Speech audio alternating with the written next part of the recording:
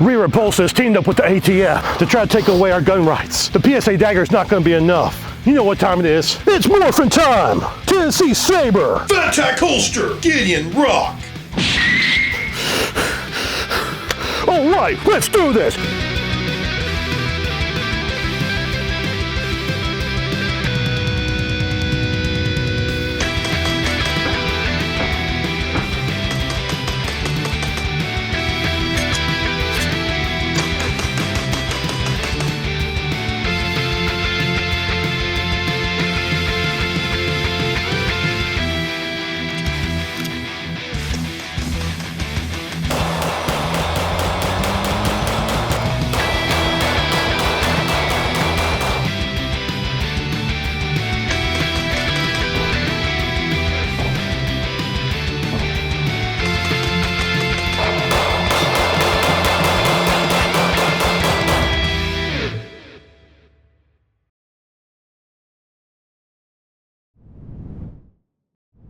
What's up guys, Check with Team Tactical. Come to another special video. Today, got a good one for you, a highly anticipated review that you guys have been waiting for.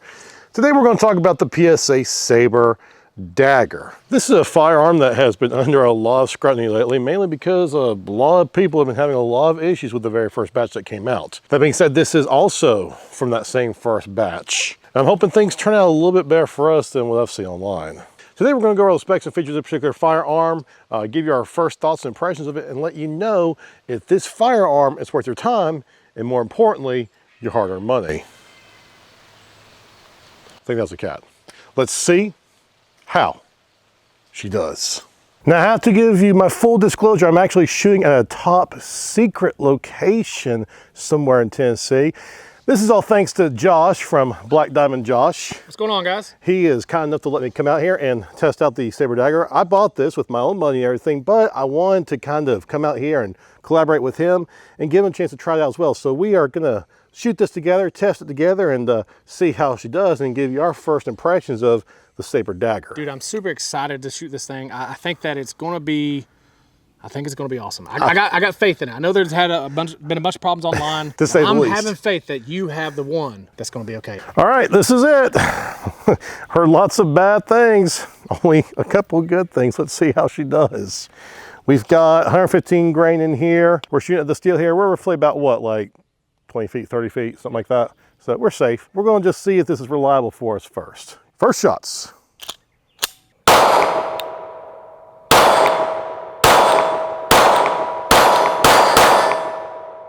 Okay, got an issue, this trigger here. I'm gonna keep it pointed safely.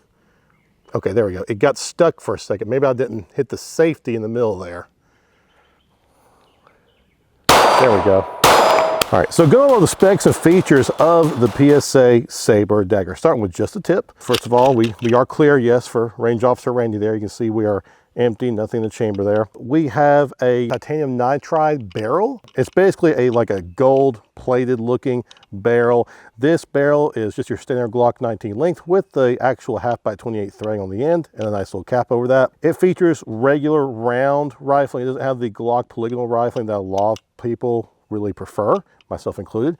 That's okay, it is what it is. Got some weird hexagon kind of pattern going on here. It's sort of like fluting, I guess, sort of ish.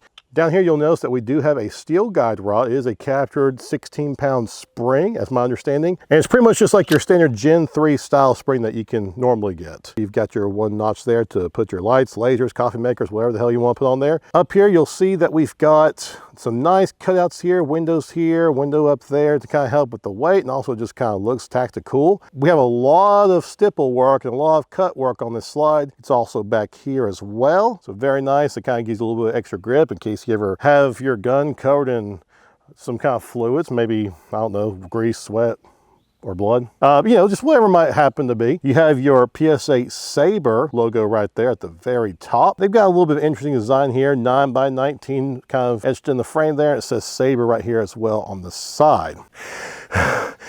Okay, I gotta be honest with you guys. It's really hot out here. I'm sweating my butt off, but thankfully, keep myself cool. How? with this wonderful official Teen Tactical apparel.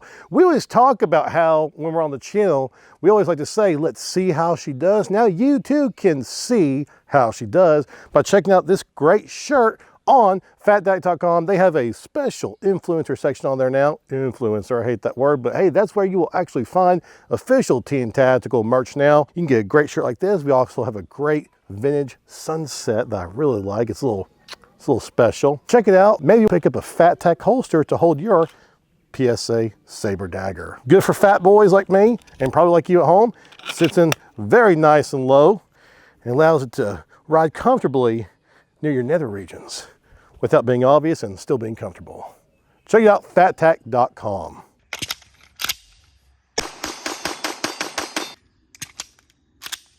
All right, so we just used the 115 grain MagTech rounds for the first two mags that you saw there. We are going to go ahead and try some Blazer Brass 115 grain just because it is the most common ammunition, one of the most common ammunitions you can find out there on the market today. Hopefully we still have the same reliability that we've been having so far. Going hot. Same target, left side there.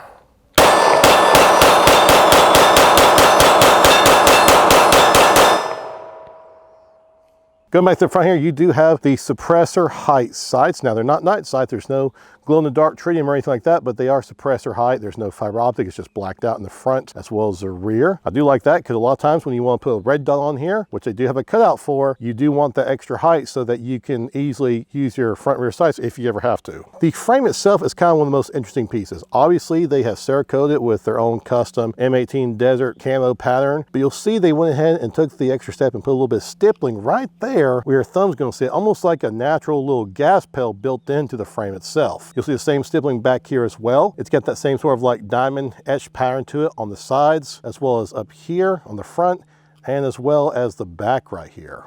Now, going further back here just a little bit, you're going to see that we do have the same, and this is a gripe, we do have the same roll pins that we saw in the original Dagger, those little hollowed out pins there. And people are going to say in the comments, oh, you know, those shouldn't be a problem. I'm telling you guys, the thing about these pins, they suck because if you don't use a hammer and a punch, you will not get these out. Some people claim that they can just take them out with just a regular Glock punch and nothing else, and it's no problem. I would challenge you to try these roll pins and see how it works out for you, because I've yet to get these out without using a hammer and punch. This right here is kind of like your standard third pin for the actual trigger itself, and you've got the same slide lock right there as well. Back here you're going to see that we do have a slightly longer slide release. It's not raised like you can sometimes get aftermarket. It's just a standard slide release, just a little bit longer back there. Our goal today, friends, is to put 250 rounds through this on my video, and then Josh is also going to do another 250 rounds ish on his video as well to really break this thing in. But so far it's good. I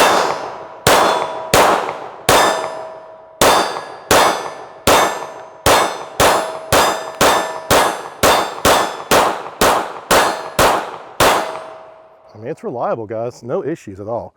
Left-handed, not my dominant hand, so I'm kind of having to aim there. Locks back, everything's fine. Again, we have not cleaned this, we have not lubed it. We literally just took it straight out of the box, as you would with a lot of different handguns, to just see how she does.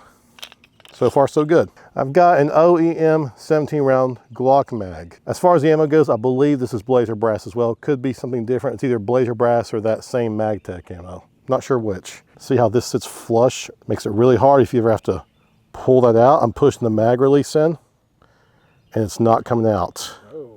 Yeah, see, that's really tight. I've still got one in the chamber, so we're gonna be safe about it, but I'm pushing the mag release in, and it's not coming out. It is in there. It might be stuck. I can get it. I can definitely get it. Let's see how it does with an empty mag, though. Same steel plate.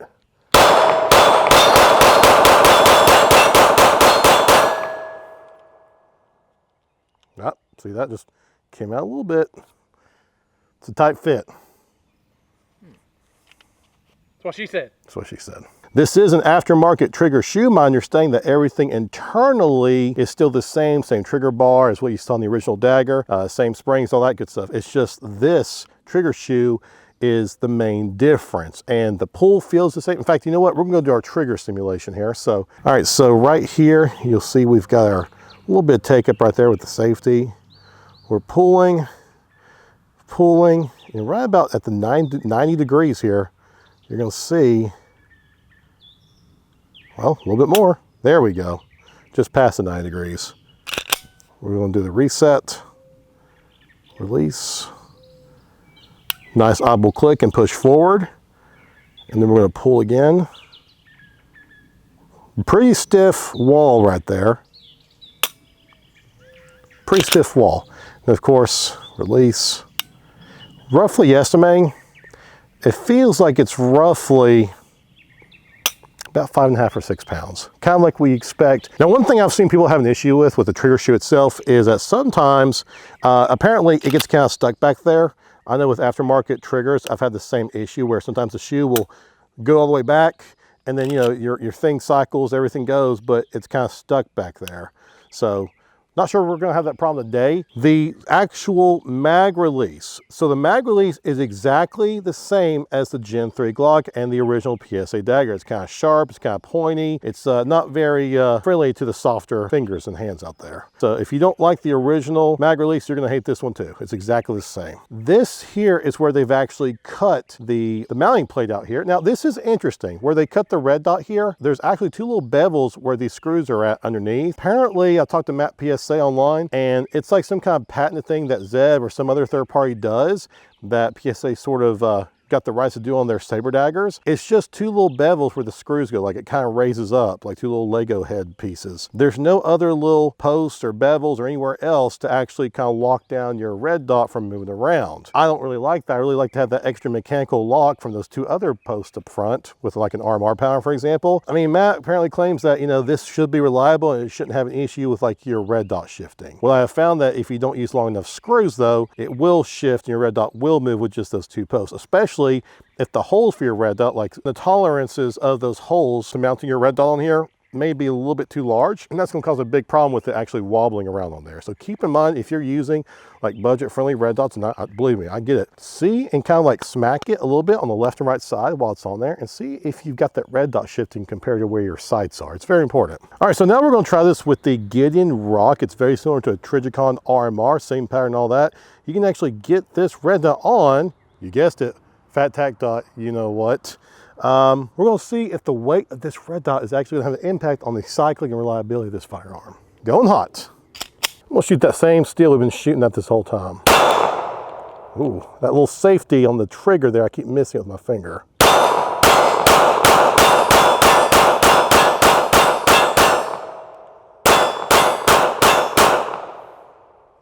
So if you see me kind of stuttering or struggling there for a second, it's because that little safety bit right there in the middle, like you usually do have on all your triggers, I keep not quite hitting it. Like I'm kind of just getting the edge of the trigger and not hitting that middle part, pushing it down.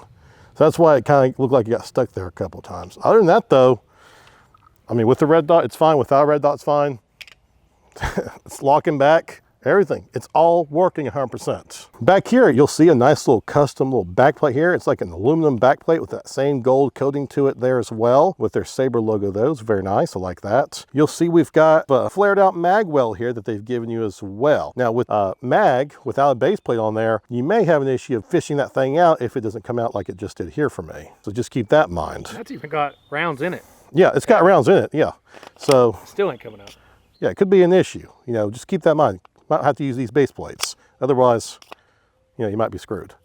Speaking of the mags, they do give you 2 17-round PMags with these base plates. These base plates on here will actually hold 4 additional rounds, and it does have the Sabre logo on the bottom down there as well. These are sort of patent pending, like you can only use these, my understanding, you can only use these with Magpul PMags. These will not work with standard Glock mags. Is that a missed opportunity? Yeah, I think so, but maybe there's some kind of trademark patent thing going on there that kept them from being able to do this on regular OEM mags. And I am extremely sweaty, holy cow.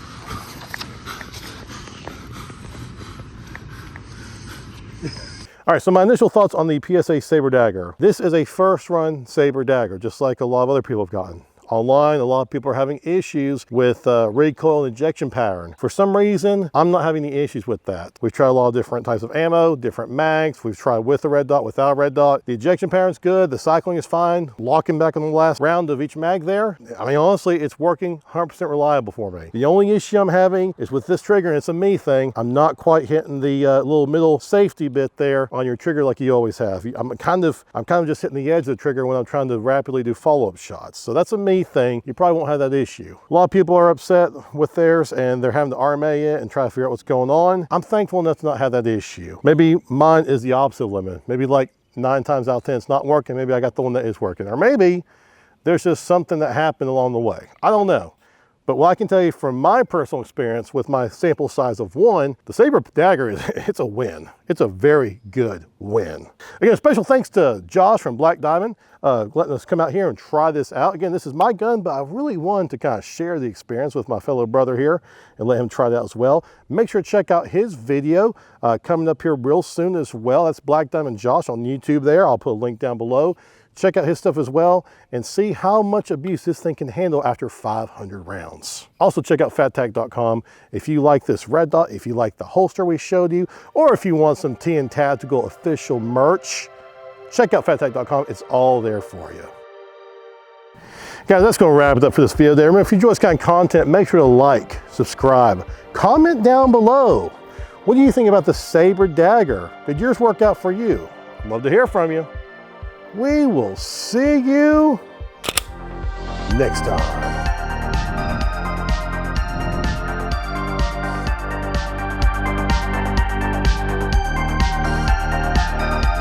It's morphin' time.